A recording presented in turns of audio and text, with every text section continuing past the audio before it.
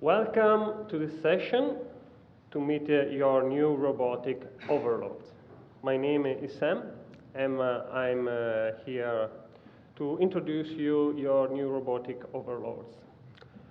You don't know, but because you have been here for almost 2 days, locked in this place without windows, but singularity happens.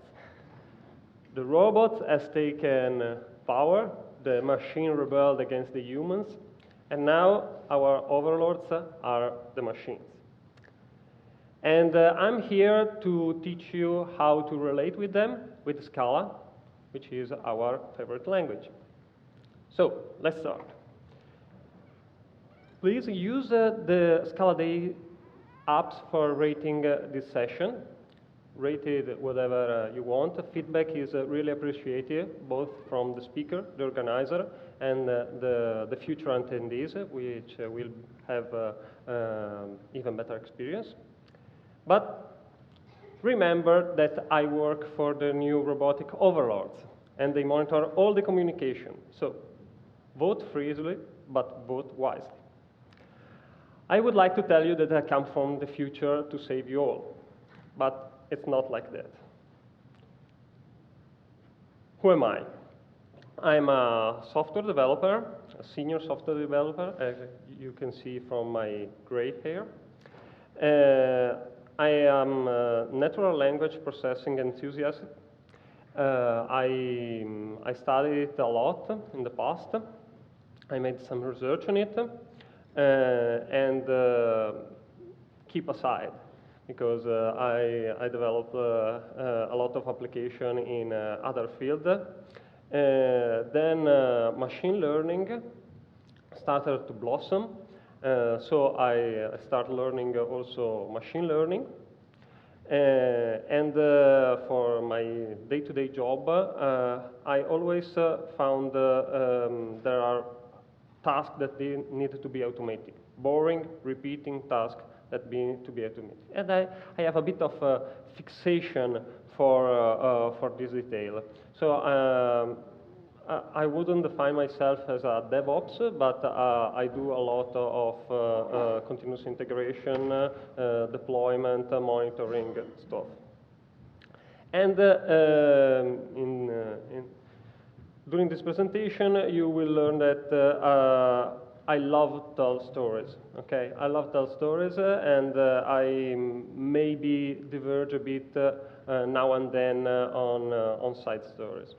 But the whole purpose is to make it a bit more entertaining, because I have to make a bit of a disclaimer at the beginning that in this presentation there will be not much code.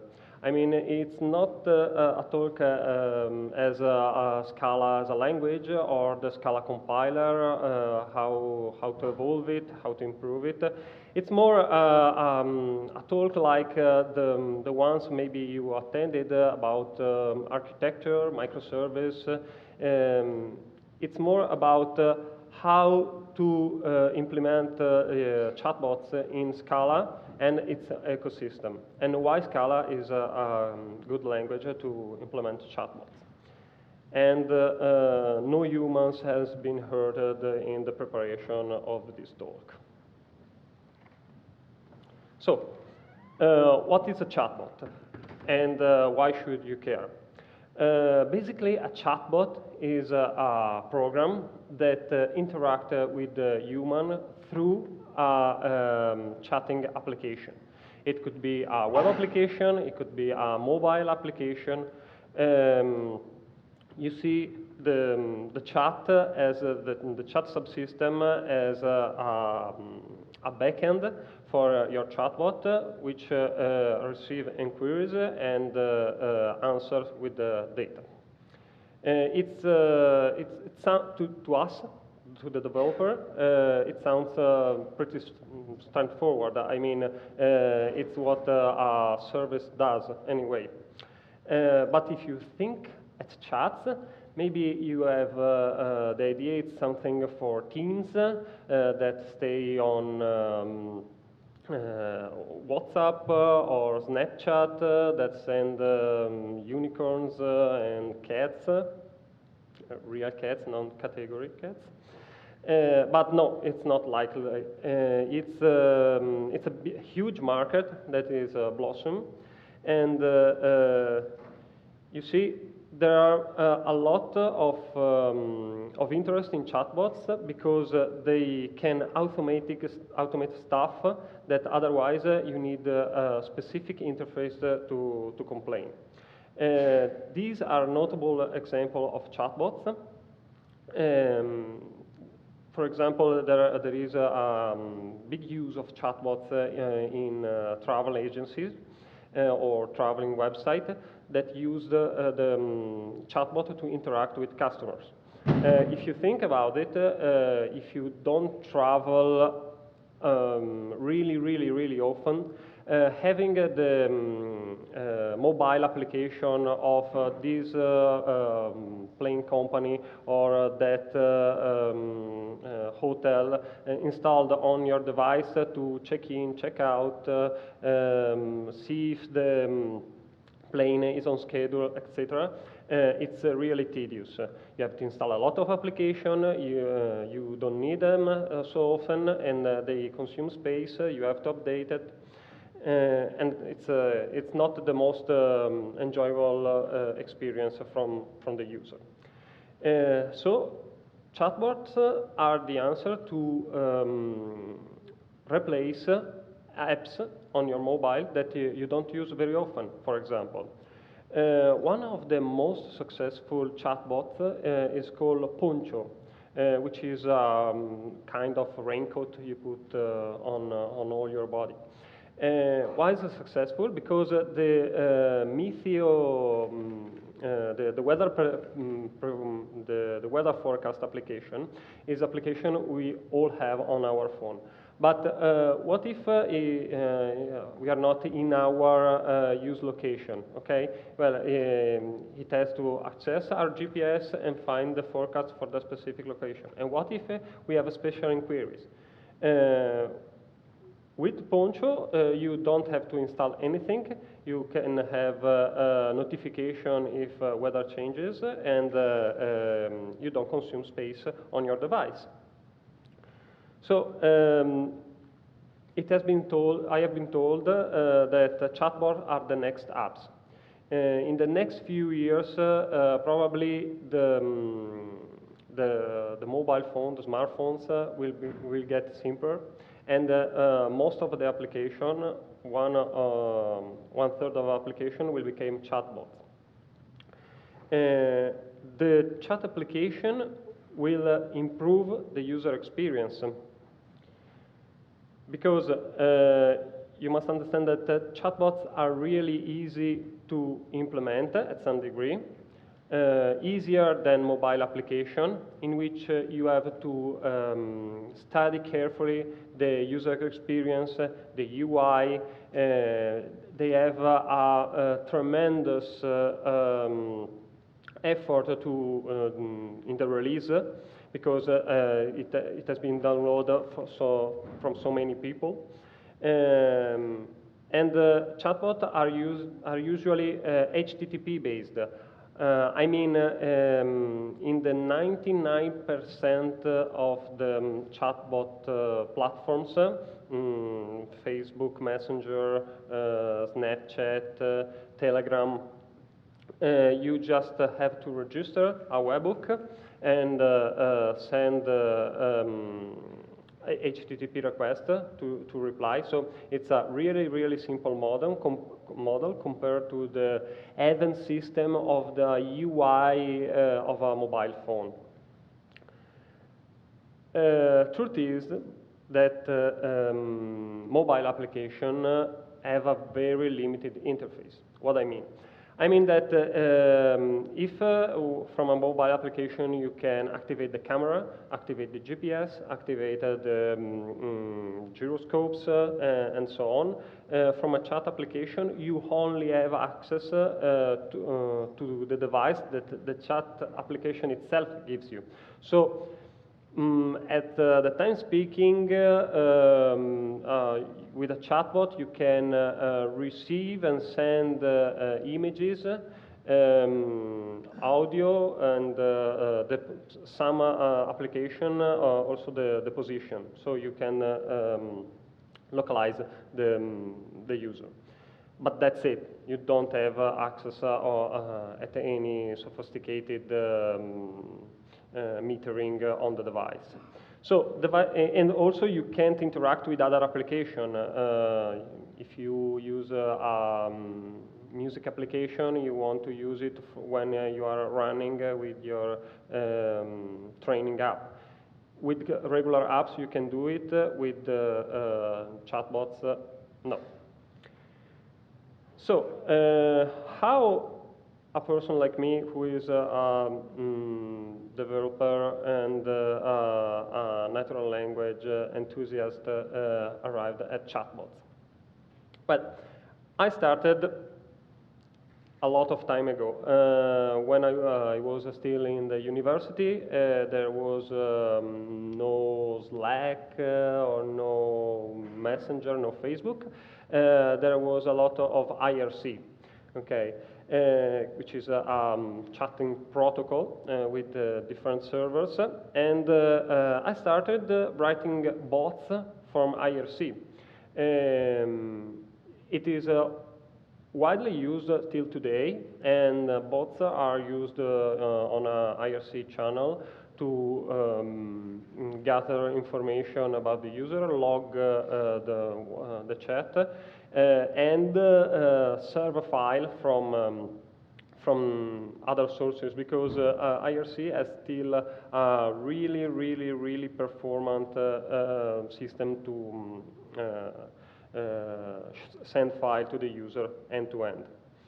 So I write IRC's chatbot who behaves like pirates or a movie character, but they were just a sequence of conditions that, if met, reply in some way.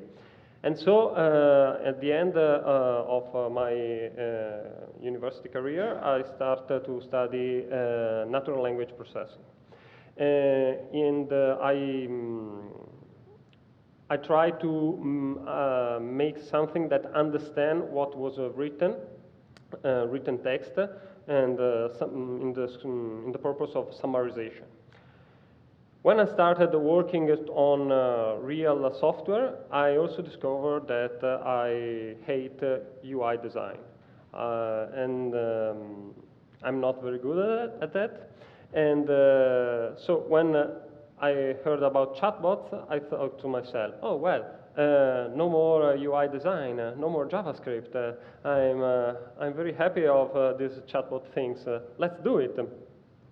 So if I start reading around and come up with this book that was a part of my DevOps sort of jobs, and well, I started looking at chatbot as an option to automate stuff. Okay.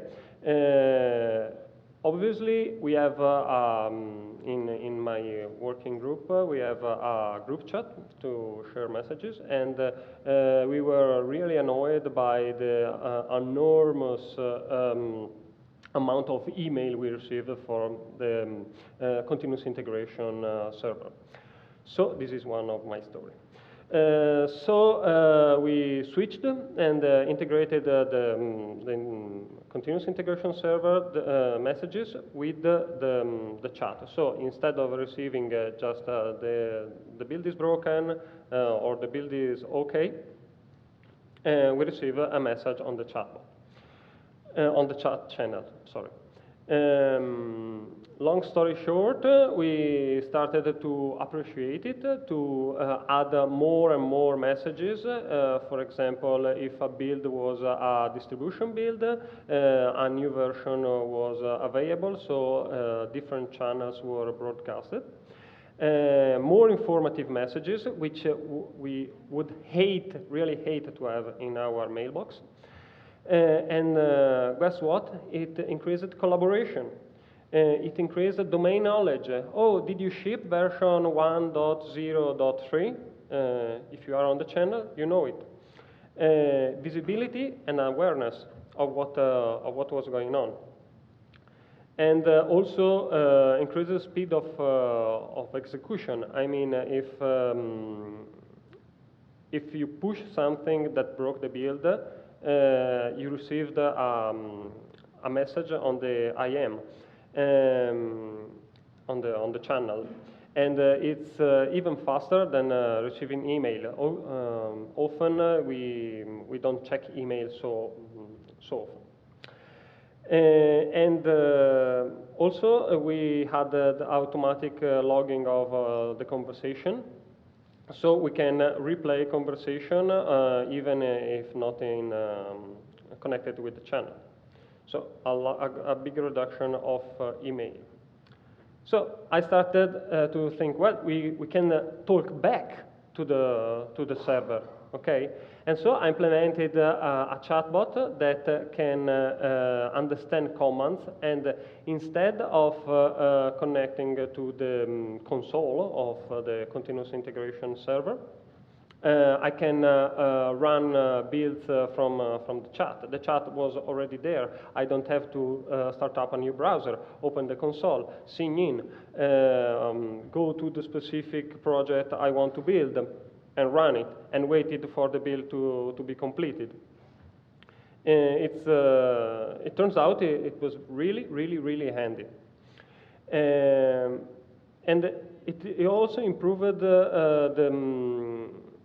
the rate of interaction, because you don't have to wait for the UI, you don't have to wait for the logging, because authentication, authorization are already in place between the server and the chat network.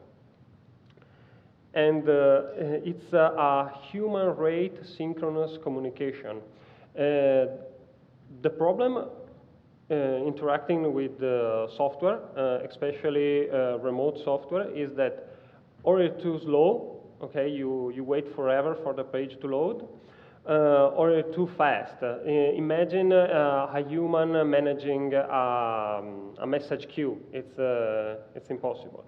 In this way, you have a human rate synchronous communication. So, we got to the point. Why Scala? Okay. Why not using a toolkit? What's a toolkit? There are a lot of tools that promise design your own chatbot without coding. And these tools are basically designers that design trees. So if the user asks this, answer that, and you can design it in a fancy graphical way. And well, what you get are very poor design, frequently asked questions, because that was it is. With this kind of instrument, you can't integrate with other systems, because they are not designed to. You can't embed complex logic. If I receive this message, I have to activate a robotic arm in some factory in China. So, at some degree, up to now, at least, you still need coding to build chatbot that are designed for specific purposes. But again, why Scala? Well, got response because it's my favorite language. But if you think about it, Scala could be a really bad choice for implementing a chatbot, because it's a functional program. Okay, it's object-oriented, but also functional language. So you should write in functional style. But functional style, you shouldn't keep state, okay? And the conversation, if you think about it, it's all about state. I have a question, you answer me, and this is what the conversation is. And we have to go further and further and further, but if you lost the state of the conversation, we have to start it over.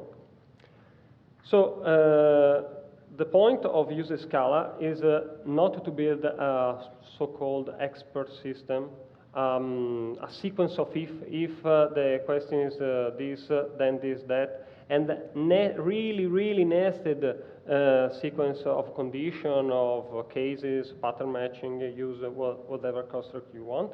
But you can get very deep in the rabbit hole.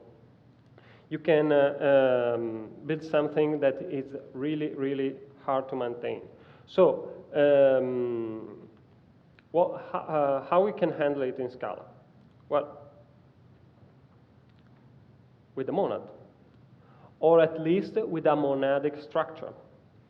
In Haskell, for example, there is the so-called IO monad. So everything that has a state is hidden within a monad. And if you have a mutable structure, which is the conversation state, you can use a monad to model the conversation. And you don't have to keep track of where the conversation is, but just when you have another iteration, the conversation pop up naturally. So this is an example of a generic model. You have the pure function and the flat map function. Everybody comfortable with the concept of monad? Should I spend a couple of words more? Perfect. So this is the classic model. If you decline in the chatbot perspective, we can have the chatbot as a monad boxing a conversation, okay? The pure function, which is the starting point, okay? Where my conversation starts, how do I engage my user? And what is returned? It returns the context of the conversation, okay, the starting point. And with the flat map, I have the questions and the answer.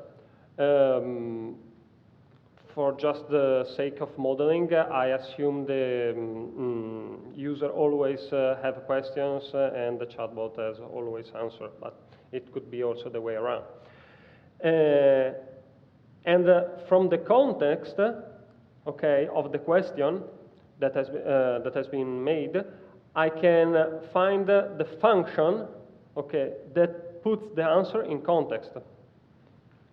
If you look at this example, the C is the conversation, the Q is the question, and the A is the answer, and everything fit together quite nicely. I'm trying to bend the monad or the monadic concept to the chatbot, where I found out it fits very well, because when I started coding my first complex chatbot, I checked the code just yesterday evening before preparing this presentation, and I was horrified. Okay, I checked out the version 0 of the Git repository, and it was a huge sequence of cases, cases none, cases this, fail.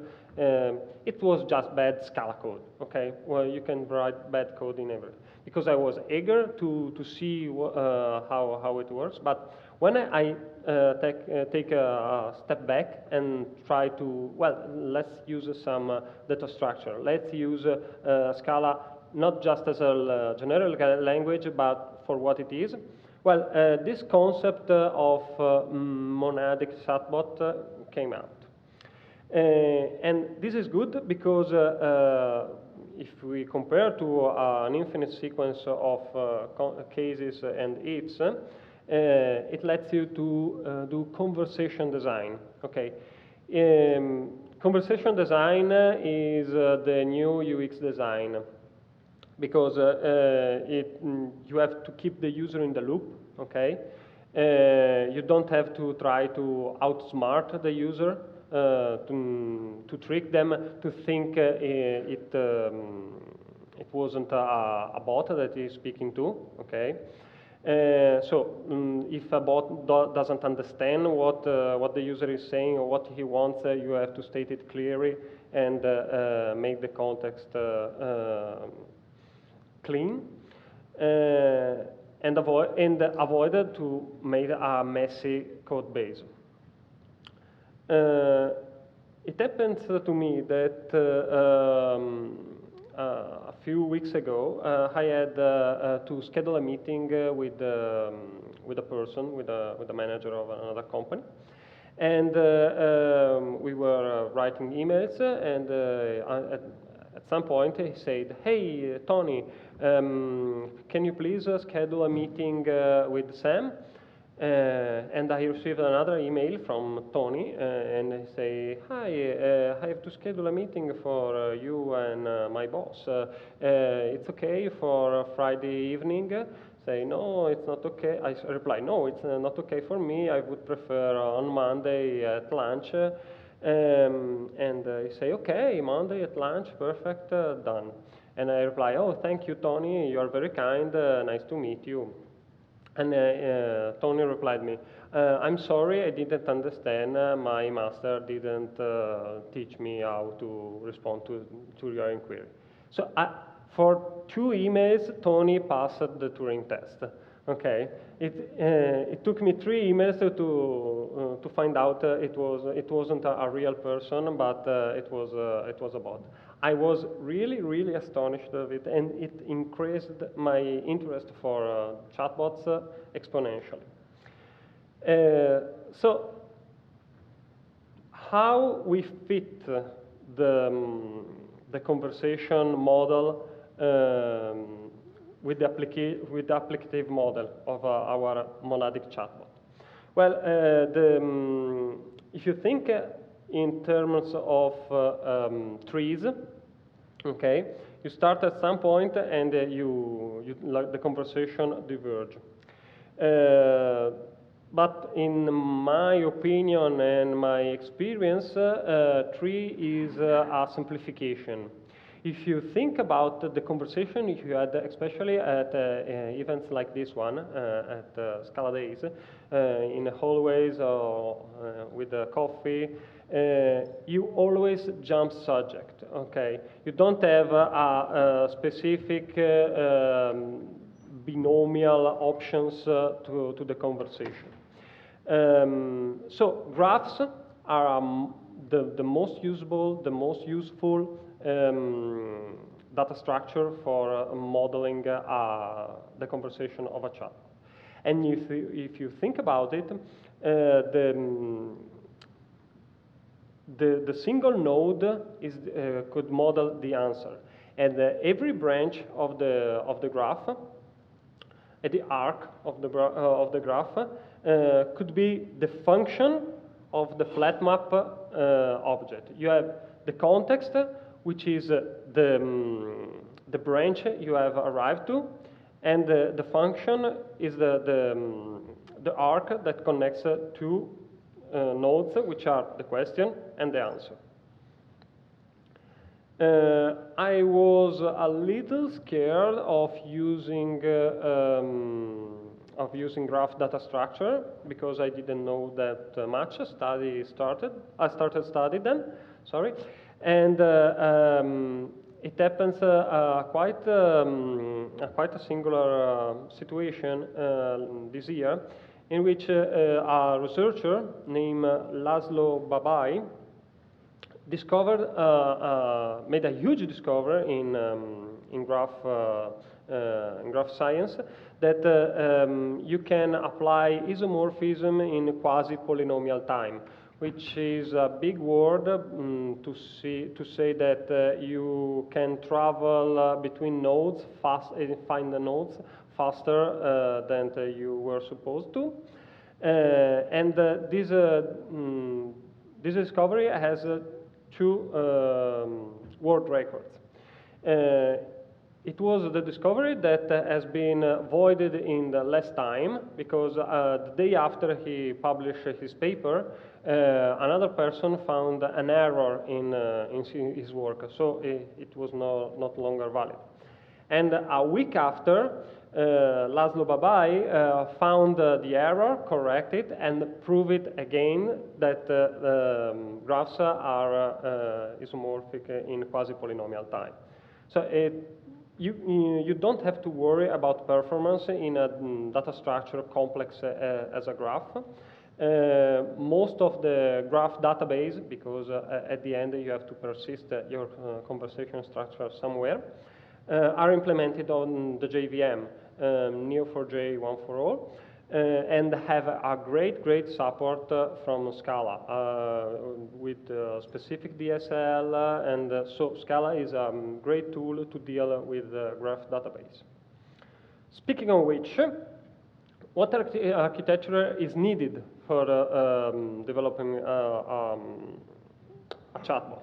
So I start to look around, and basically, as you can imagine, it's a message-driven architecture.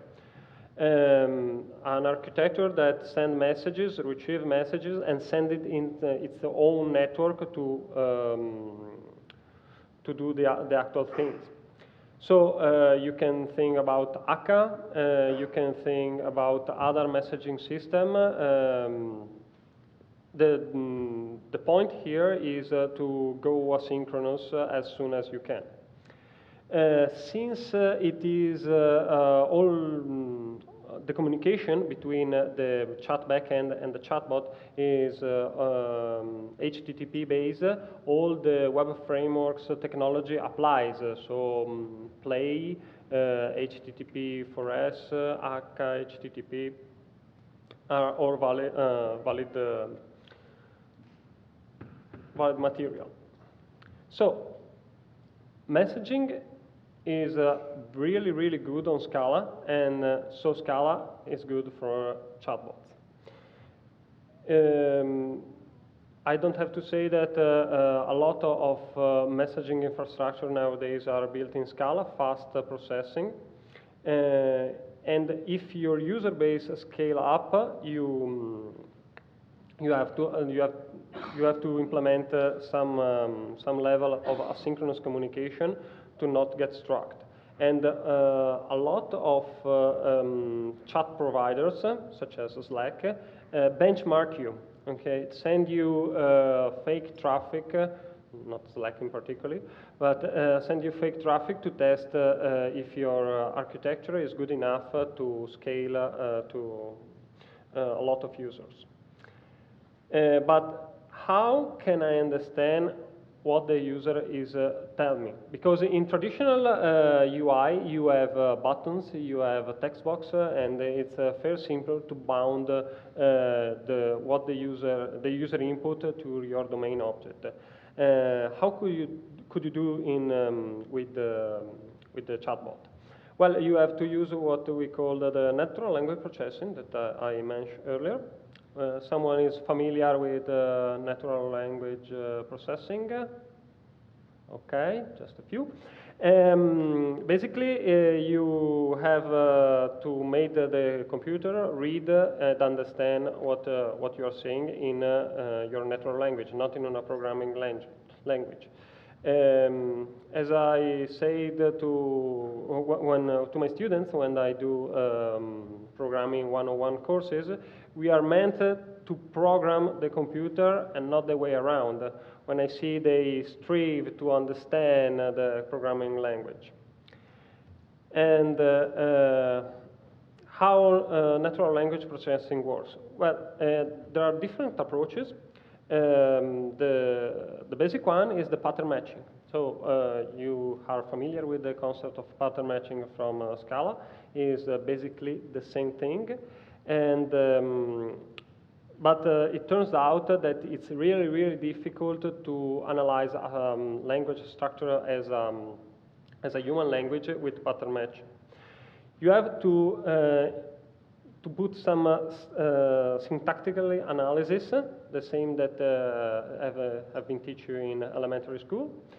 But it means you have to separate the part of speech relevant to understand what the phrases mean.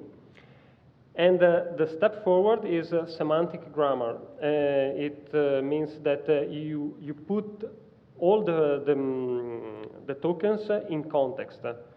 And this is the step that lets you understand. There is a new approach, which is a case frame instantiation, which I'm not really familiar with, but it looks really promising. The problem is that in this way you can only understand phrases that you already know. You can't you never know how, what the user will come up with. If he says something that you are able to analyze, it's okay. Otherwise, your bot will not understand how to split, in simple word, how to split the sentence. So, natural language processing is now using also a machine learning approach. How many of you are familiar with machine learning terminology? Good, good. We can go fast on neural networks. The point is that natural language processing is used to analyze the speech and to make the training sets for machine learning. Okay, if you think you can start, if you have to make a chatbot that is the equivalent of a phone operator of a telco company, you can start from logs of the real operators chatting with the user, with the phone transcripts. If you are building a chatbot that is related to movie, you can use the movie transcript and dialogues to train the data. And maybe you'll turn out with someone that speaks like Gandalf from The Lord of the Rings. When you start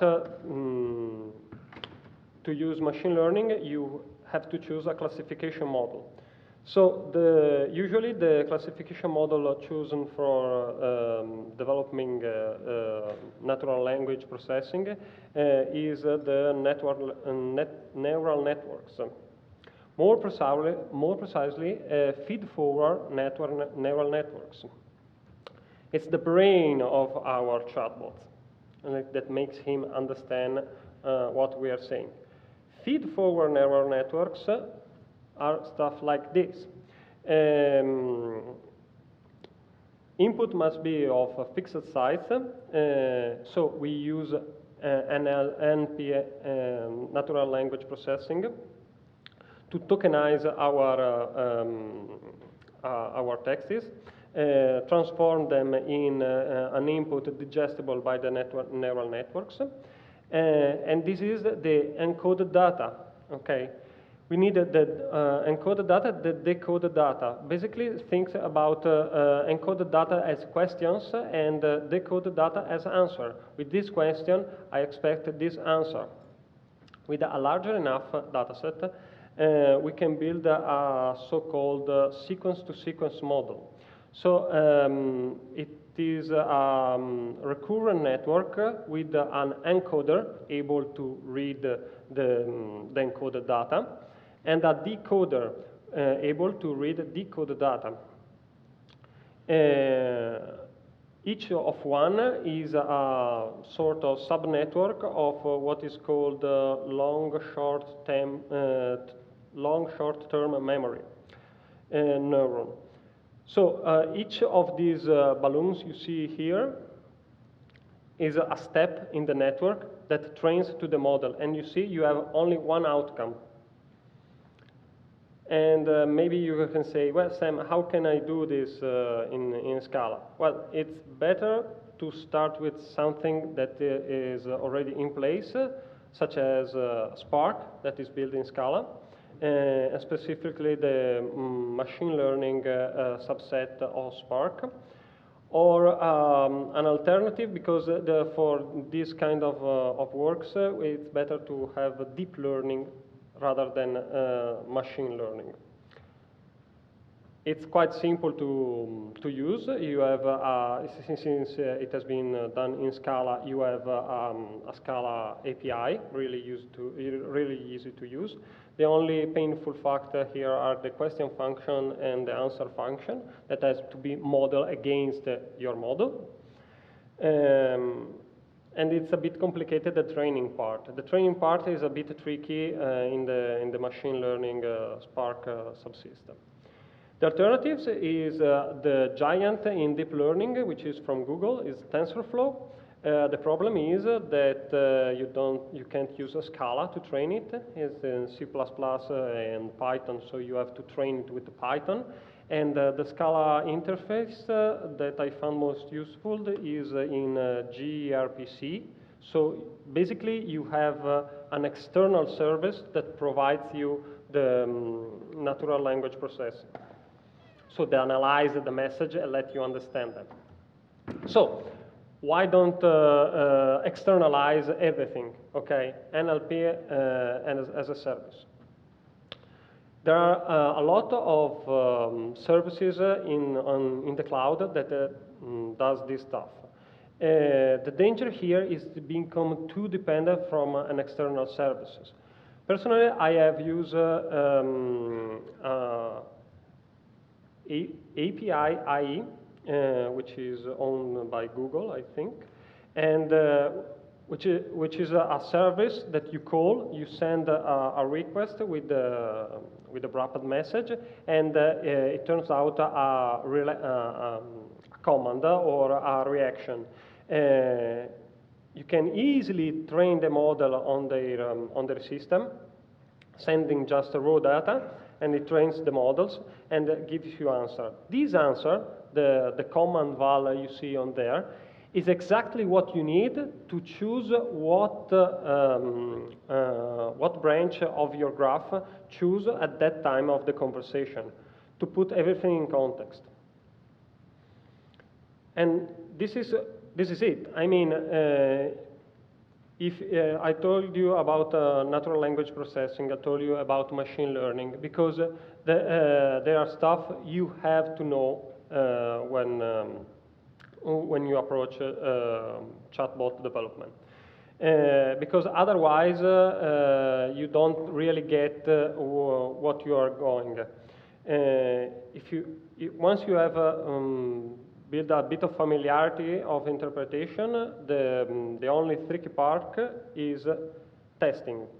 Testing chatbots, it's quite hard because you rely on an external service to deliver the data to the user and to get them. So my advice here is to mock everything. Okay, mock both sides from the chatbot from the chat network to your internal application network, and use the golden master approach. So I received this stuff from the chatbot chat network, and so I take it from for a good inquiry and use it as a test case. And do it a lot. And stay updated with the specification of your provider, because it happens all the time that API change and you stay behind. So where you can go from here, you can develop your own chatbot. You have all the basic bricks. You can build a web application with that inquiry and get queried by the chat network. If you have a question, I'm here around. I'm gone a bit long, so this is the references of what I quoted here and there. The beautiful images are taken from this website, Unsplash and StockSnap. That's all.